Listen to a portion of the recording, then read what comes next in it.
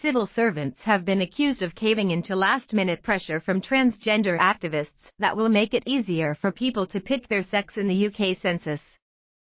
The campaign group Fair Play for Women has launched a High Court challenge against the Office for National Statistics, ONS, for letting respondents to the census on March 21, which will cost £1 billion, choose the sex that appears on legal documents such as their passport.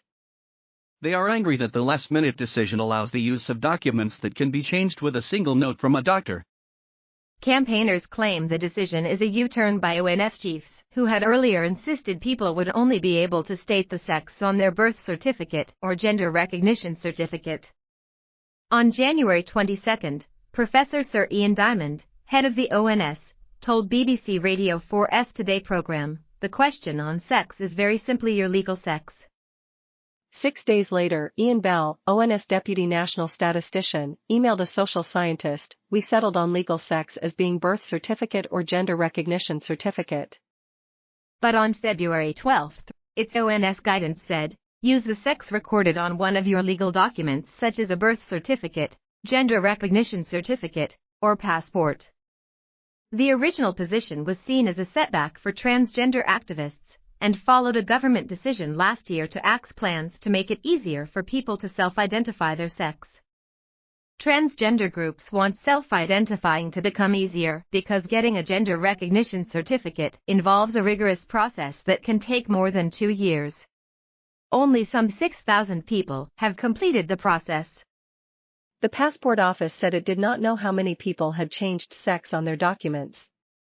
Dr. Nicola Williams, of Fair Play for Women, accused the trans lobby group Stonewall of putting statisticians under pressure, adding, "The ONS has been captured by Stonewall. It's a complete stitch-up. The ONS is unlawfully messing around with the definition of sex and allowing self-identification through the back door." Dr. Williams also criticized the ONS for what she described as a biased consultation on framing the question about sex. The ONS invited responses from 23 transgender people and trans ally groups from a sample size of 52. No women's groups critical of self-identification were invited. Alice Sullivan, professor of sociology at University College London, said, "It's shocking. The ONS paid more attention to lobbyists than expert social scientists." Professor Catherine Meads, of Anglia Ruskin University, a member of the government's LGBT advisory panel, held talks with Sir Ian about framing the census question, and suggested the ONS change tack because it did not want to pee trans people off. Eloise Stoneborough, from Stonewall, said, "Trans people have always responded to the sex question in line with who they are and how they live." This year's census offers clear and inclusive guidance on how everyone can answer the question using legal documents. The ONS denied it had been pressured and rejected any bias.